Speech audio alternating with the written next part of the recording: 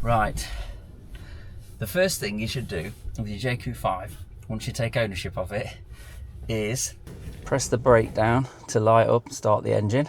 Console screen, settings, new energy,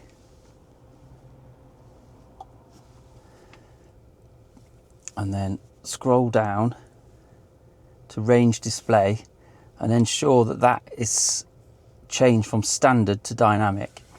That way you'll get more of a real world mileage on the dash, indicating your mileage.